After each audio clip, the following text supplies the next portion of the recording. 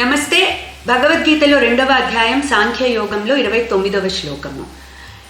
ఆశ్చర్యవత్ పశ్యతి కశ్చిదేనం ఆశ్చర్యవద్ వదతి తథైవ చాన్యః ఆశ్చర్యవచ్చైనమన్యః శృణోతి శ్రుత్వాప్యేనం వేద న చైవ కశ్చిత్. సో ఆత్మ ఎటువంటి వండరో చెప్తున్నారు. ఇది ఒక వండర్. ఎందుకు? అది మేనిఫెస్ట్ అవ్వదు, అది మెటీరియల్ కాదు, అది ఇమాజినేషన్కి అందదు, దానికి మోడిఫికేషన్స్ లేవు, అట్లా అని అది నశించదు. సో అది ఎప్పటికీ ఉంటుంది, సనాతనమైనది. సో ఇన్ని క్వాలిటీస్ ఉన్న ఆత్మ ఒక వండర్ఫుల్ సబ్జెక్ట్. సో అది అందరూ కూడా దాన్ని అర్థం చేసుకోలేరు. అందుకని ఏం చెప్తున్నారు? ఆశ్చర్యవత్ పశ్యతి కశ్చిదేనం.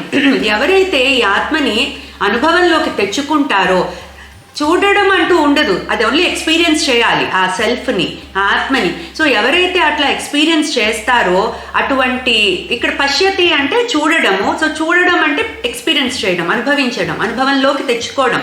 సో ఎవరైతే ఈ ఆత్మని అనుభవంలోకి తెచ్చుకుంటారో వాళ్ళు దాన్ని ఒక వండర్గానే చూస్తారట. తర్వాత ఆశ్చర్యవత్ పశ్యతి కశ్చిదేనం ఆశ్చర్యవద్ వదతి తథైవ చాన్యః.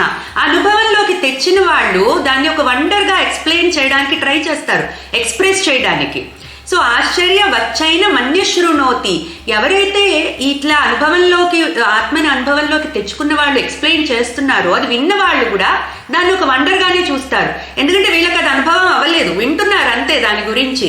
సో ఆశ్చర్యవచ్చైన మన్య శృణోతి శ్రుత్వాప్యేనం వేద నచైవ కశ్చిత్. సో దాన్ని అనుభవించిన వాళ్ళు, చూసిన, చెప్పేవాళ్ళు, విన్నవాళ్ళు అందరూ కూడా దాన్ని ఒక వండర్ సబ్జెక్ట్గానే చూస్తారు. అది చాలా అబ్స్ట్రాక్ట్ సబ్జెక్ట్, దాన్ని మనము ఎక్స్ప్లెయిన్ చేయలేము, ఎక్స్ప్లెయిన్ చేసినా అర్థం చేసుకోలేము. సో ఇది ఒక వండర్ కాన్సెప్ట్ అని చెప్తున్నారు భగవానుడు. క్లీం కృష్ణాయ నమః.